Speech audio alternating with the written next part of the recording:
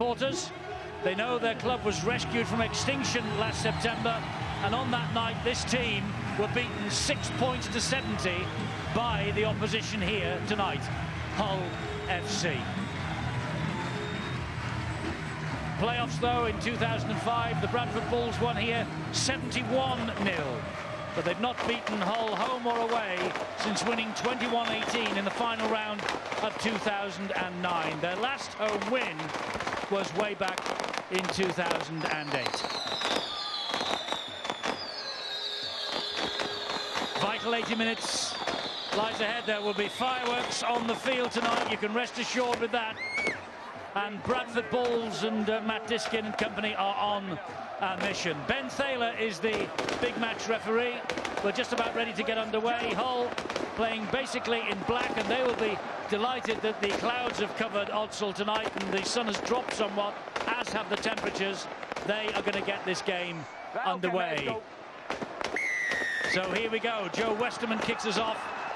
Massive 80 minutes on the way. Certainly is. Both teams realising that they need those vital 2 points.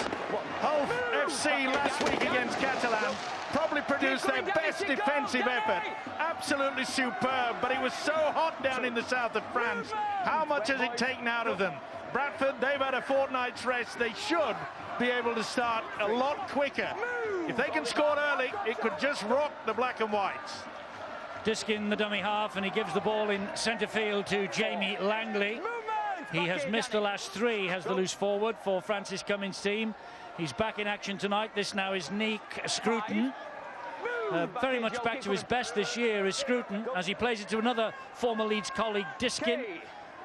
And the kick from Gale is straight into the arms of Shannon McDonnell. And McDonnell on this linking run and looping run. He's been in great form as a full-back, McDonnell, that is for sure. As I mentioned before, the build-up there, that the absence of Daniel Holdsworth is a big loss there for the black and whites. But McDonnell, you'll see him come into the three-quarter line a lot more than normal, because Peter Gentle, the coach, realises they need a lot of service to both Crooks and Lynham. On that right-hand side, they've been in superb form. Peter Gentle knows their last away win was on Sky, and it was a memorable one, the 17th of May, 26-16 at Warrington. It sets them up nicely for what's to come. And the kick from Jacob Miller towards the risen corners of this Odsal Stadium. Not as risen as they used to be one of these days. He couldn't make it stay in the field of play. The ball runs dead. Well, that kick isn't good enough to get them to a Challenge Cup final, nor to a grand final. And I think that they'll be aware of that. That's one of the reasons why I guess they have missed Daniel Holdsworth. You know, I'll tell you what else is interesting about today. It's been one of the hottest days of the year. The sun generally relaxes most people, but that can't be the case for these players. They need to get themselves in an aggressive state and ready for a battle here tonight, which I see that will certainly seem to be that way. Well, that should be back to another 6, wasn't it? Didn't that ricochet off one of the Hull players? Well, I thought so, but Ben Thaler, he asked for guidance from the side, and it didn't come. It's the fourth tackle we're watching there. Well, we're seeing pretty good defence by Hull. That'll please Peter Gentle, as I mentioned. They were superb last week down in the south of France. It was the best performance. That's a better kick. That should bounce backwards, and it has. You could see that the back twist on it. But it's found Tom Lynham, not a Bradford ball. And Lynham will bring it forward. Wing for the last 21 matches for Hull FC. What an impact. Danny Tickle making his first start since he made his comeback after a 10-week injury. And he will get to his feet and play to McDonnell again. Now then, here come the big men up front again. Liam Watts. Good hit there by Jamie Langley, the loose forward. He's back for Francis Cummins, and he'll be happy with that. Briscoe trying to weave his way through the defensive line. Alberson and Patel were there though, and Scruton late on to make sure he couldn't get any further downfield. Here's that Jacob Miller again. Nice short ball to Ellis. Ellis taking them on. Patel is after him, and so too is Elliot Keir. They managed to hang on to him, but he's made great ground here. He's 9 metres away from the line as he plays it on the last, and Miller will kick cross field. And there's a man in goal, and it is Jamie Foster who takes the ball over the line and wants to get on with it quickly. Look at him making progress here to the 20. Away he goes. Well, they had the opportunity there. They just got a little bit confused. Was he going to tap it and run on his own? No, he's waiting. And he was waiting for Jamie Foster, the winger. Well, Bill might give us some indication of the wind down there on pitch side, because the two kicks we've seen made by Hull, one went first rolled over the dead ball line easily, and that one was carried on the full over the dead ball line, but both of them not accurate enough to put any pressure on Bradford early in this match. Just looking at the flags over on the far side above the Providence stand, and the flags are hanging. Well, that one on the corner is blowing quite well, is billowing out, but on the other side of the stand directly opposite us, they're quite limp on the poles, to be fair. That's a good kick. What's the chase like? Yeah, they've got the numbers of Bradford.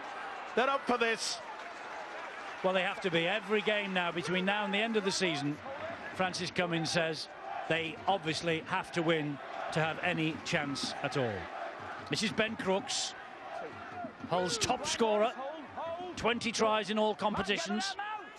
Oh, the impact's big, Eddie. They really mean business to the home side, Bradford. That was a pretty big hit from Nick Scruton as well.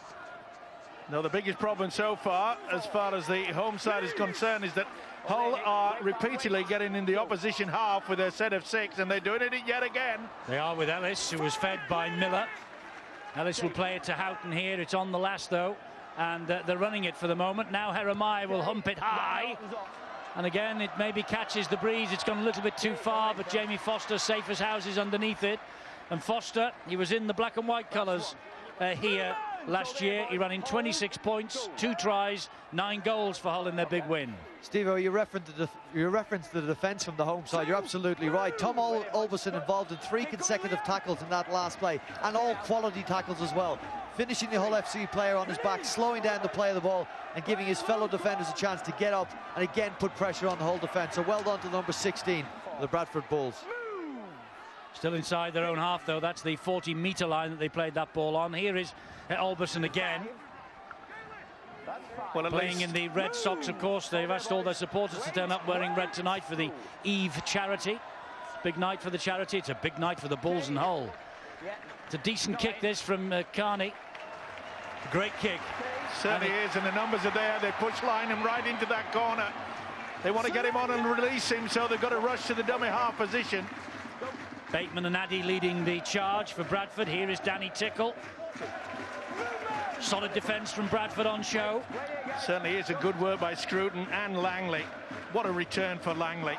He adds so much to this Bradford pack. Yeah, but it looks like he might be on the way at the end of this season. He has not been offered a new deal yet, and his contract expires at the end of 2013. Jamie Langley, the 12th year with Bradford, might be his last. He'd love to go out on a high. Good ball, but it was put down.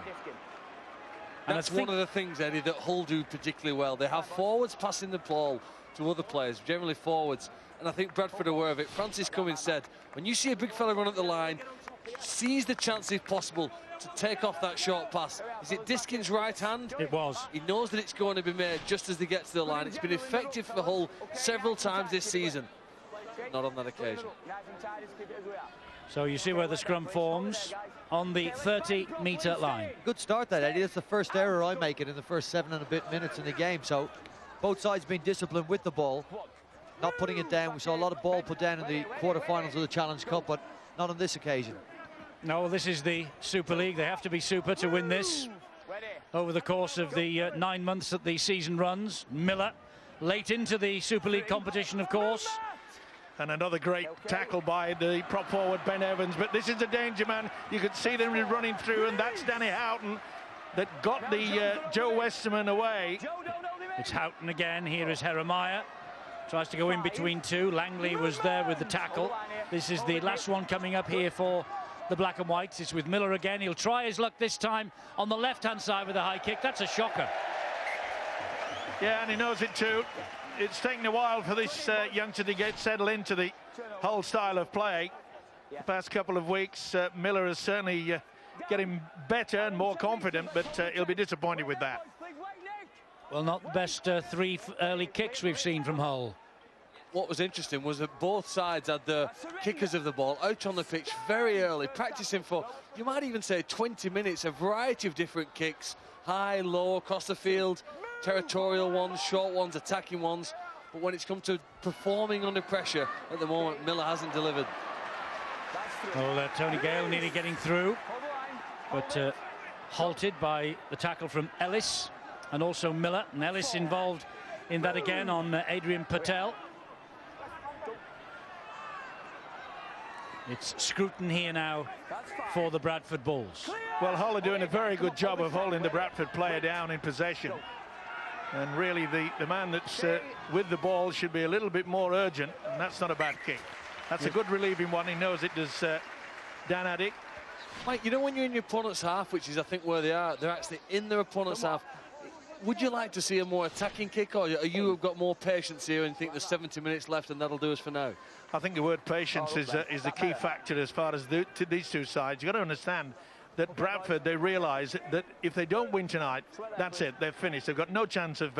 and when you look at Hull, they're only in the 8th position. They know that they've got people chasing them. They know how vital they need. And sometimes the pressure puts it that you take the safety first action, and I think both sides are doing that.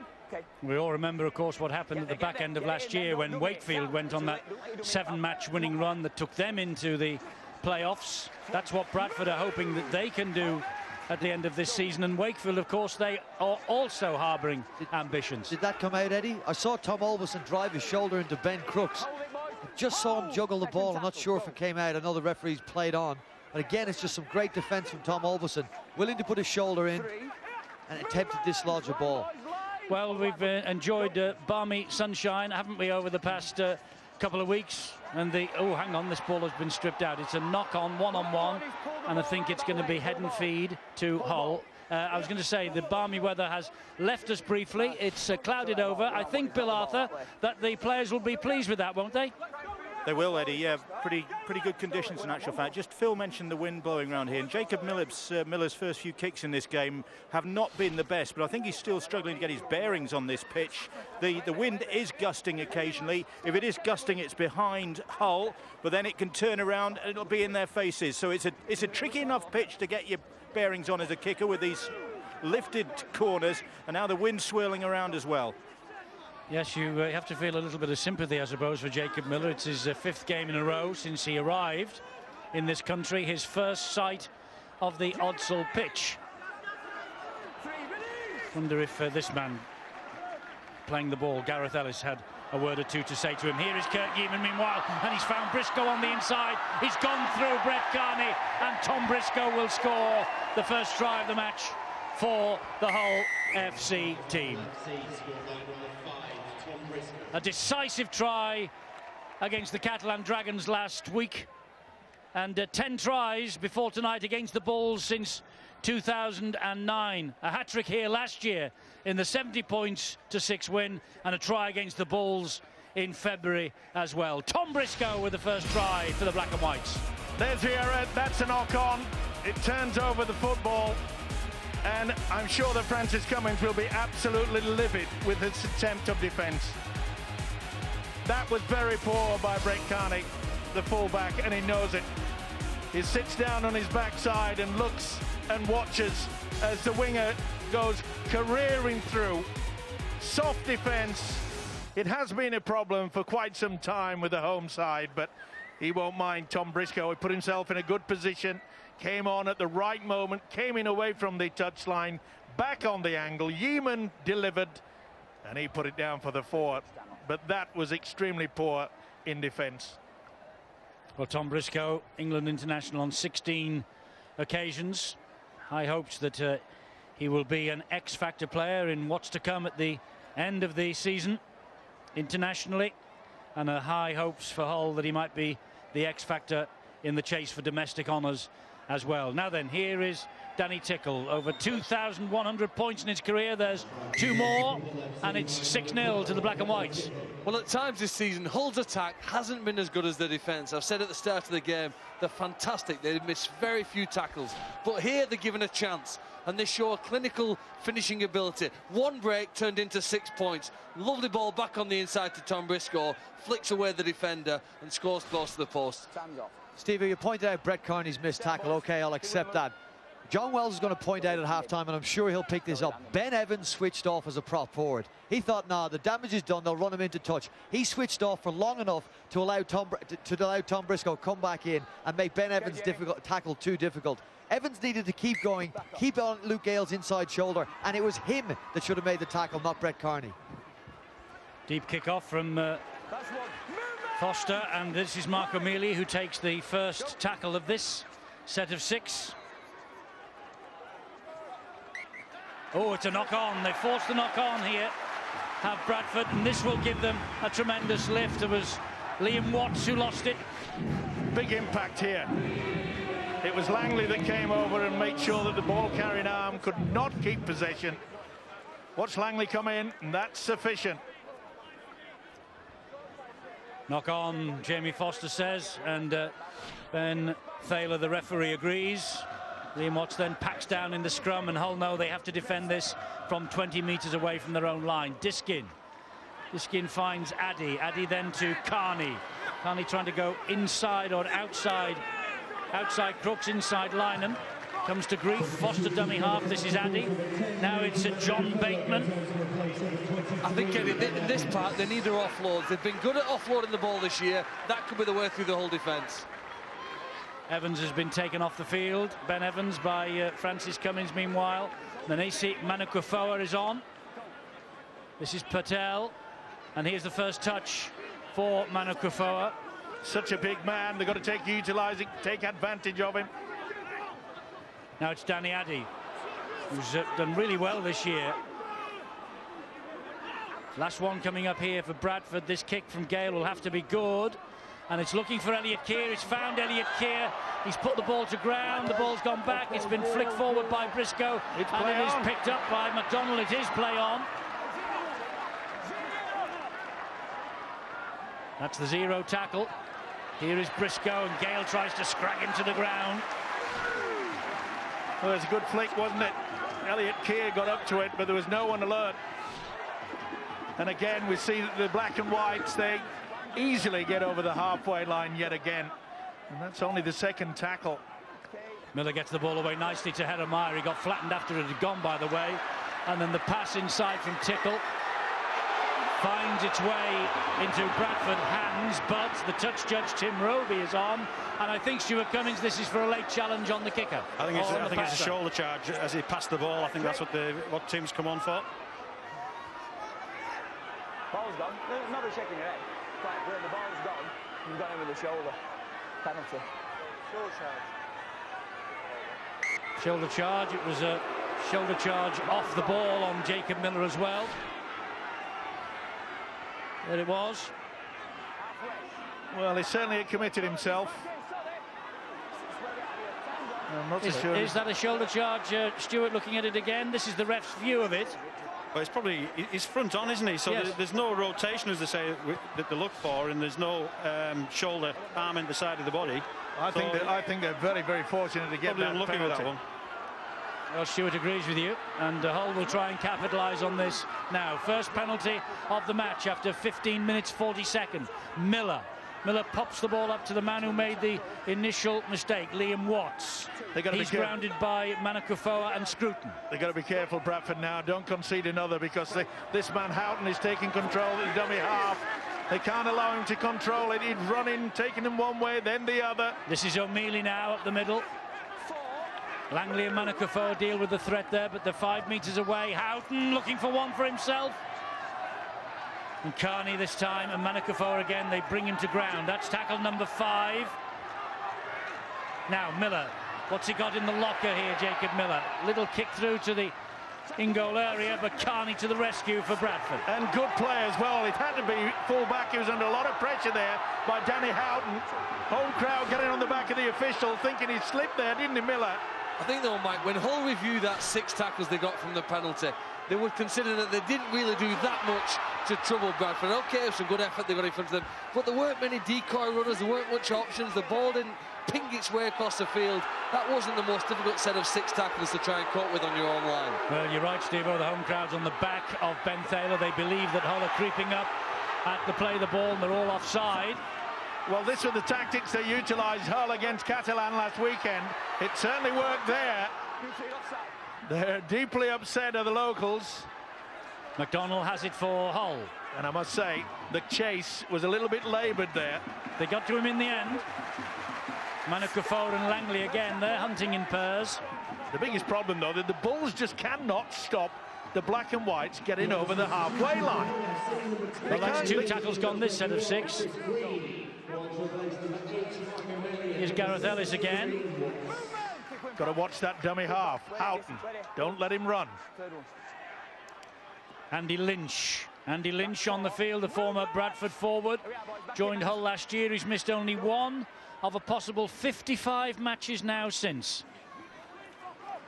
And he got a try here in the big win last year, Andy Lynch, just to rub a little bit of salt into the Bradford Bulls' wound. And what a win it was. Oh. You know, it's taken nearly 18 minutes, but that's the best defence that Bradford have had there. That last minute, it's taken a lot out of the players. But they contained Hull, Mike, and you said the Hull side were rolling down the middle of the pitch, but they contained them to about 20 metres. Then they put some brilliant pressure on the kicker, and they started to show they're in this contest. And Foster will take it forward again for Bradford. 23 years of age next week is Jamie Foster. It's Purtell. And Purtell is brought to ground by Jacob Miller. And Keith Lulier makes a little scamper away from dummy half. Again, the crowd appealing for offside. On top of that, there was a swinging arm there by Jacob Miller. Scruton will take it forward. Good hit by Lynch, though. He was not going to be letting them through. This has got to be a high bomb. They haven't utilised it yet.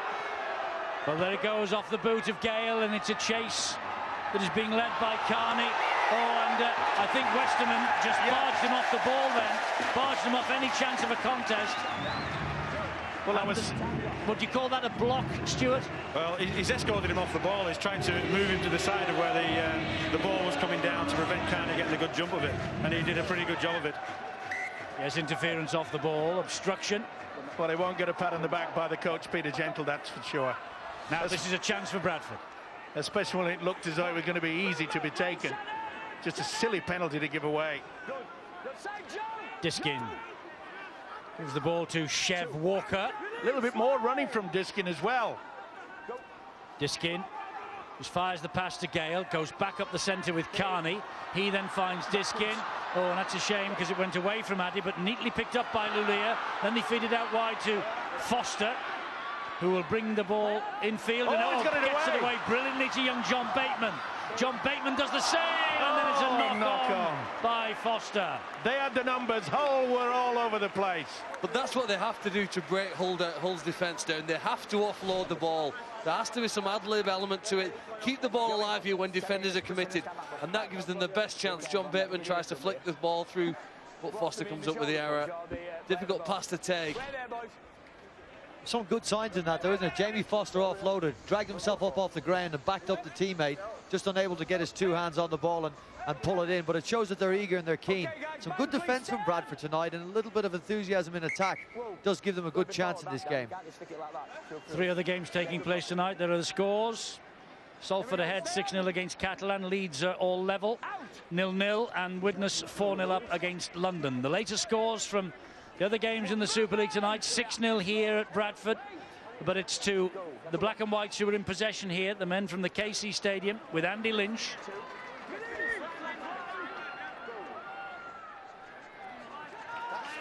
That's much better by the Bulls, and they know it. Diskin at that dummy half position. It's a big job trying to keep Danny Houghton quiet. That was a great tackle by Scruton, helped out by Walker, and Danny Houghton just with the boot to ball. And now will this skip away? Yeah. Yes, it will. But it's not a bad option. He's gone 65 metres downfield. OK, they've got to set themselves up on the 30-metre line, but that takes it better than utilising your forwards and making them work hard. Well, a really good opening quarter from the Hull side. They were played well in France last week, but look at this. Haven't missed a single tackle in the opening quarter. And as Mike pointed out, so dominant with the metres. Almost 500 to just over 250 for Bradford at present. With all sort of stats, you'd expect them to be ahead by 9 or 10 points. And they are in control, but the Bulls are showing some sort of a revival. But that revival just might come off for them here, because Briscoe Well, it's play on. It's play on and it's a 0. It's an advantage being played. Is this the free play? Move it wide if he can. Weaving run from Carney, he gets the penalty. Yeah, he'd nothing to lose apart from a bit of energy. He went more sideways than he did forwards. There was the slap over the top, no doubt about it, was it? It was a Jeremiah swinging arm. I thought that was a knock-on first instance by Alberson, Stuart, I must confess. I think he went back off Alberson. I think the knock-on came from Hull after that, which is why it was a free play. Well, they have the ball, courtesy of that penalty, inside the Hull half, and they will try and launch something here. They've struggled against the top 8 sides this year of Bradford. They've beaten only Huddersfield and Hull KR in March. They did take a point from that draw against the Leeds Rhinos, of course. Tonight's the night if they're going to beat another of the top 8 sides for the Bradford Bulls, and Bateman looking to unlock the door. If tonight's the night, he's the man, Eddie. In my opinion, he's the best player that Bradford have got, John Bateman. Looked to be limping out of that injury at the moment, but on the left-hand side, he's a wonderful, natural player, and he gets the ball on the hands on the ball, things will happen. Things might happen here because it's Alberson. Was he taken high again? No, the referee says that's tackle number 5. Got to be a kick deep into the in-goal area. Addy will slide it in, and good stuff. He just put a foot on the line then, did Ben Crooks. Put himself in a good position, though. You've got to give it for the Crooks. He read it exceptionally well there. Yeah, just on the line. Yeah, Shannon McDonald had committed himself to go right. That's great work from the youngster Crooks. Good positioning as well by Ben Thaler. I'm just wondering when Francis Cummins will be thinking perhaps to throw out there. Heath Lestrange had a little bit more spark in and around the play the ball area. They just seem to be lacking that little bit of penetration from that position. Westerman with the goal line dropout up to halfway. Carney is underneath it. Ooh, and a little juggle by Chev Walker. His heart must have been missing a beat then. There's Heath Lestrange still waiting the nod, and Jared Samet alongside him. Manukafo will drive the ball forward for the Bulls. Well, I think they'll be on pretty soon, Eddie, and that's the sort of thing I'll be wanting, because they've been a little bit just predictable, shall we say. You're lucky to get away with that. Patel was the first man to react. The ball went to ground. It found Patel somewhat scruffily. This is Carney. Now it's Gale. Infield it comes to Scruton. Scruton with a little offload and a knock on by Diskin. Well, that might have just sealed his fate. Simple as that. Golden opportunities on 3 occasions, not been alert, and that's poor play. It is clearly, though, Francis Cummins and the Bulls' philosophy to try and offload the ball. They've recognised their strengths and weaknesses in this competition. Keeping the ball alive near their opponent's line gives them the best chance of scoring with the players they've got at present, but they have to hold on to the ball. Miller will feed the scrum for Hull. And here comes Yeeman again. McDonnell is in at dummy half. 2 tries in the match against Catalan last week. His first tries in 16 since February. He's got 2 in the Super League as McDonnell. Houghton to Miller. Good offload. Went backwards, and rightly so, says the referee. Here comes Tickle. But that went forward, that one. Look 50-50. Looks a bit confused as Joe Westerman. So am I slightly. That's okay. So is that. A raise of the eyebrows from Stuart Cummins. Well, I think the pass looked okay. The calls come from the touch ridge on the far side, and Ben's gone with it. That's his hair, Eddie. It looks okay. Yeah, it looks okay from this way. Confusion all round, but looks to be a problem out there with one of the Bradford players. Just can't see who it is. I think is it Bateman? Is he struggling a bit? He struggled, didn't he, in the tackle earlier? And let's go down to Bill, because he's being helped off. It is Bateman.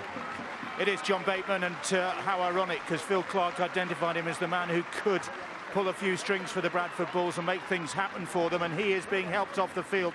Looks like an ankle injury for young John Bateman, and so Jared Samet, who's missed the last 4 games, is waiting to come on in his place, and that's not a bad replacement if Samet can make things work, although now Heath Lestrange has appeared as well, so it could be a double change for the Bulls. Players looking to the sideline to see who's going to come on. Initially, there's Jared Summit. Heath Lestrange is still waiting for his chance. Well, Steve-O might get his wish in a moment. That man might be on, but in the meanwhile, it is Jared Summit who comes on for John Bateman. That's a bitter blow for Bateman and for the Bulls. There's the first touch for Summit. He's always capable of producing a bag of tricks, this fellow. Oh, and he's not happy with the attention he was receiving from Jacob Miller. Yeah, had a bit of a shot of him after he'd got into the tackle. But that's good work by Francis Cummins. OK, I know that he's had to throw him on through an injury, but... And there's Lestrange. You'll see a lot more quicker now and running from dummy half. And this, will they take the 2? I wouldn't. I'd stay down there. I would agree with you, because if you remember at Wigan, we were watching when we were at our match, and they've taken it quickly with Walker. They haven't gone for 2. Bradford, I think, tried to kick themselves to victory against Wigan. Twice in the second half they kicked penalties when they were nervously ahead, and in the end Wigan killed them. But that passes forward, and the chance to score in this play, in this set, I say, comes to an end. Well, there's one thing utilising set patterns, and there's another by making sure that it's right, and that was poor by Gale. You could see that the body language was all angled all wrong. The big fella was coming. Was that a forward pass? Not from that angle, Eddie. It was from the other. I can assure you of that. It's come forward out of his hands when his pass is, you know, he's on the wrong foot, trying to twist around. Now you see why we don't go for forward pass decisions on the video referee. And let's hope it stays that way.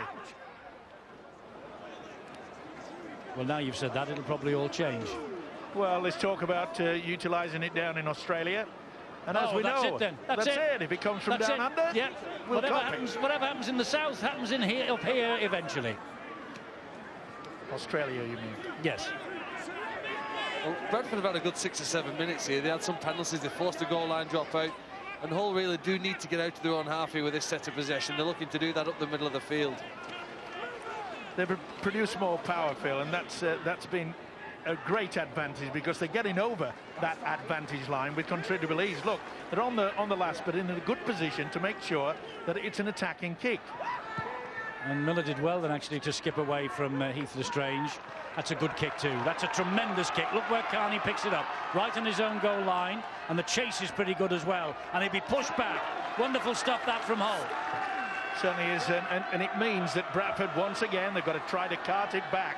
The trouble is that they cannot. Oh, that's got to be a penalty. Stolen from Keith Lulier. Interesting about Keith Lulier, his wife gave birth to a baby boy a couple of weeks ago. He has talked of a return to the NRL, but apparently, I'm told in the last 24 hours, the opportunity that presented itself might not be there right now. It might have been withdrawn. So Lulier might be staying here. We shall see. Danny Addy gets Bradford to halfway. And he'll play the ball here to Heath Lestrange. Manu Kufoa. Walker. Ooh, that was nearly pinched by Gareth Ellis. Did he get a hand to that, Ellis? No. Referee says that's tackle number 2. That had a big red cross on it. Ellis, if he had made the decision just to go in and tackle him, he would have absolutely just hammered him. 12 minutes to half-time. Bradford, you feel, need to score before the interval. And here is Manu Kufoa, fed by Summit. Down he goes on tackle number 4. Inside the Hull 20, though. Lestrange will have a little scamper. Have more than a scamper. And it was only a desperate tackle from Andy Lynch that brought him down. Last one here, Gale. Gale then to Summit. A little dink over the top. Oh, and it's been knocked back, been knocked forward. And Jared Summit comes up with the try for Bradford. This will go upstairs to the video referee. I think there might be a knock-on by a Bradford player. No, I think the referee's just said he's happy that it was knocked backwards by Hull. He just needs to check the onside, offside. Well, it was a lovely run by Heath Lestrange. Oh. Now then, is he just half a metre in front?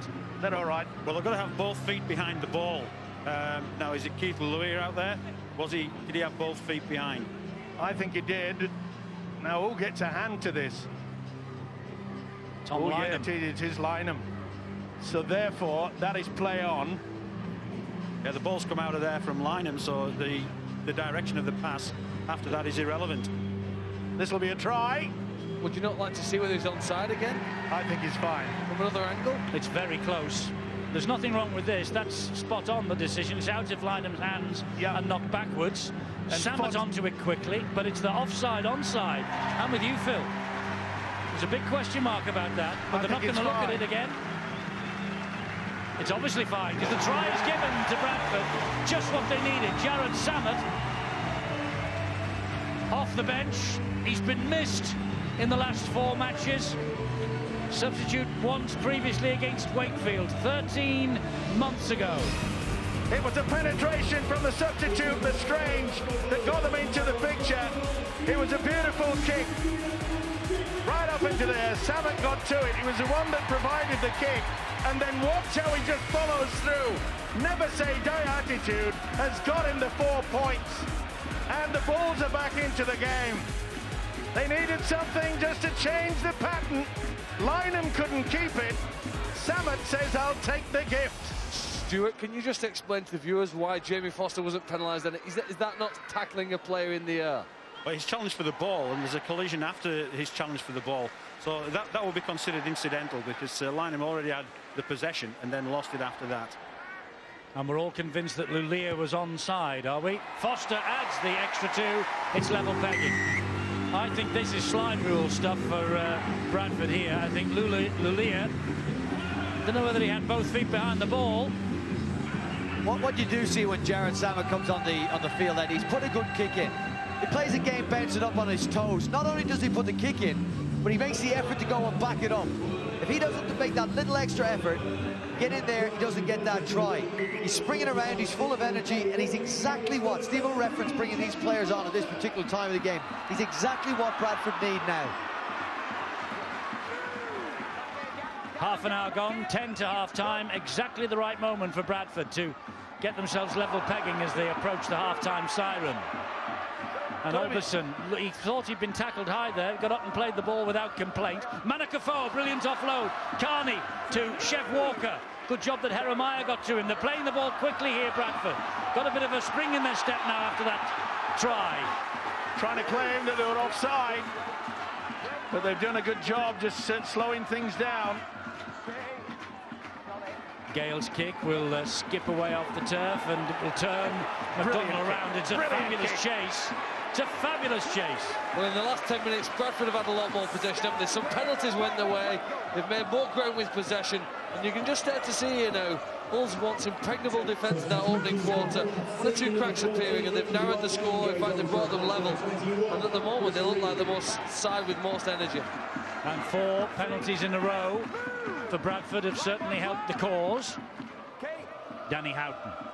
The most important Sandy Lynch again. The most important factor that is that we mentioned in the first quarter the way that Hull was getting back into the opposition half on a regular basis, and that was taking its toll against the home side. Richard Whiting's on the field. He's been so versatile for them over the years. Richard Whiting. He was the 2005 Young Player of the Year, but here comes Brett Carney for the Bradford Bulls, met by a solid challenge from Tickle. Samet has scampered in to dummy half, and he finds Jamie Foster. On loan from St Helens at Hull last year, he got 110 points for the Black and Whites in 9 matches, but they deemed not to take him on a permanent basis, so he's found a home here at Bradford. Not the best. Oh, come away with a Patel.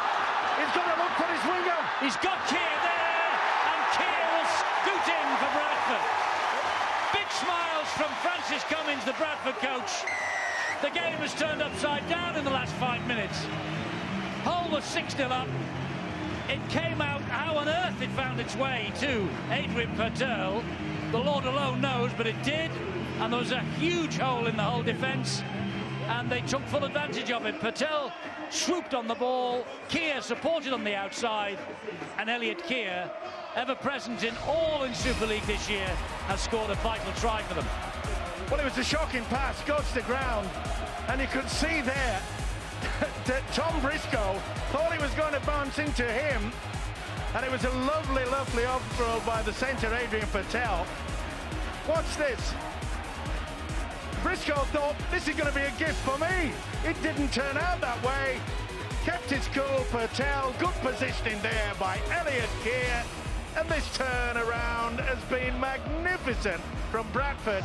And a pat on the back to Francis Cummings. OK, he had to change things. He had to put out Jared Samet because Bateman had gone off.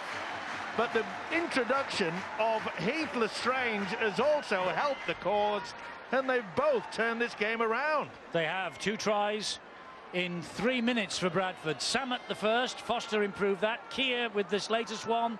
And from the opposite side of the field, Foster will try and add 2 more points. This for a 12-6 lead for the Bradford Bulls. And 12-6 it is. They're riding their luck just a little, Eddie. I'm making about 3 of those bounce passes down this right-hand side we've seen. And Bradford have got away with it every time. That can't continue in this game. Their luck on this occasion will run out. Ben Evans to Gale. And Hull just stands still when the ball bounces on the ground. Purtell doesn't. He's able to draw the fullback and find his wingman. But as I say, they need to tidy up their plays on that right-hand side. Big call then from Luke Gale to Jared Samet to take the kick-off on the full, which he does. Was it ever? Luke Gale said, it's mine, and then all of a sudden said, no, it's yours. Samet came up with it, though. Here is Elliot Keir, the recent try scorer. Heath Lestrange, dummy half. Danny Addy will take it for... Tom Alberson, I beg your pardon, will take it forward. Wakefield leading at Headingley, 6-4. That'll be very interesting. I think all games tonight will be very, very tight, Eddie. Anyone tip that as a Wakefield win in the Super League warm-up show? I believe Phil Clark tipped Wakefield. No, he's hiding his light under a bushel. The hooter will be sounding very soon now. It was an early kick-off. Let's get news of John Bateman, shall we? Because this is going to skip dead. Is it? Yes. Just. Bill, you've got news for us on John. Yeah, John Bateman sitting in the dugouts, his ankle heavily iced. He's just rolled it. A bit of mystery on the sidelines as to how the injury actually happened, but it's sufficient to keep him out the rest of the game. So John Bateman will not be returning for the Bradford Bulls tonight, which is a big blow for them. But big blow for Hull FC, and some very long faces just beside me at the Hull dugout, just wondering why they got into a good lead and the game's got away from them. Yes, it has got away for them in the last 5 or 6 minutes or so, just as we approach half-time. Just got to slow things down, just slowly but surely get back into the game. They're in a good position now. Good work, once again, from Gareth Ellis on this left-hand side. Houghton infield, it goes to Jeremiah, and it goes up high off the boot of Jeremiah, who's under pressure from Evans. Claimed by Foster. Good take. Confident. It was a good take, wasn't it? Was it on this ground under the tutelage of Roy Simmons that Jamie Foster was playing for St Helens? And in that particular corner, he was targeted. He had a poor night. I don't think he played for St Helens again. Found himself at Hull FC. Now back here at Bradford. Certainly didn't play many games for them, but that occasion, a wonderful take. Yes, Jamie Foster didn't play for St Helens, and I don't think Royce coached St Helens after that night either. Night of the long knives, eh?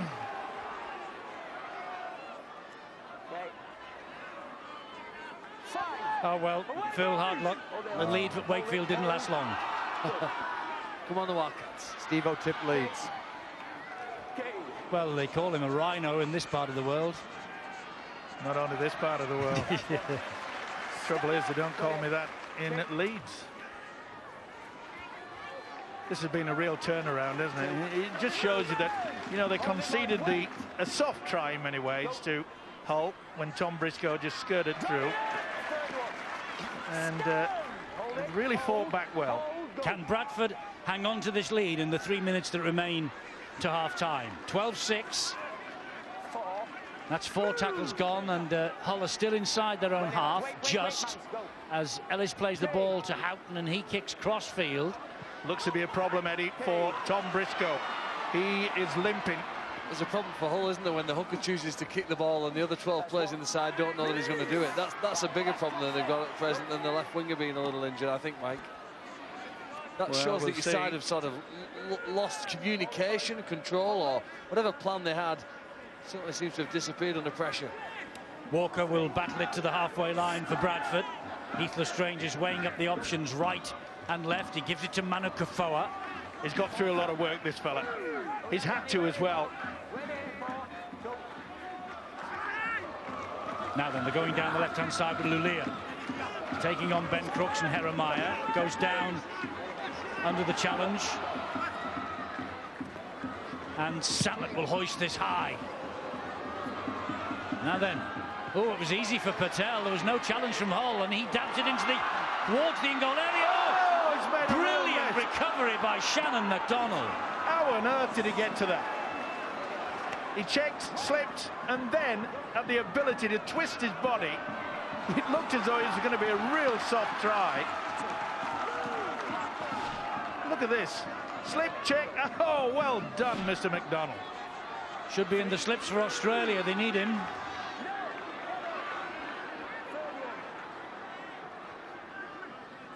Here comes Lynham. Love to be going to Lord's tomorrow to have a look at that third day. This is Danny Tickle. Know anyone who's going to Lord's tomorrow to see the third day of the Ashes Test? I'm not so lucky, Eddie. Don't worry, you can see it live on Sky Sports, Steve-O. You can tune in on Sky Sports Ashes HD. Of course, depends whether it's a yellow and green or a red and white hat you're wearing, as far as you're concerned. Don't worry, can't lose. No, foot in both camps. Miller, ooh, he was taken late then by Addy. Touch judges just waved it away. I think Addy sort of pulled away at the last moment. Fortunate. Well, you said that the clouds have come, Eddie, but it's still a bit humid out there, isn't it? It is taking its toll, there's no doubt about that. 20 seconds to half-time. You can see Bradford have taken quite a bit from defeat, Eddie, 2 weeks ago against Wigan. They've gone to the DW Stadium, narrowly missed out on coming away with 2 points. Chris Tewson with a late try. Perhaps it would have been a draw maybe in that game. Francis Cummins, I'm sure he would have seen his side recharge from that result. Although it wasn't 2 competition points, the performance was much improved. And I believe they've taken that into the first 40 minutes of this game. And there's the half-time siren as Manu Kufoa takes it forward, thought about the offload, thought better of it, takes the tackle. Good first half. And lots of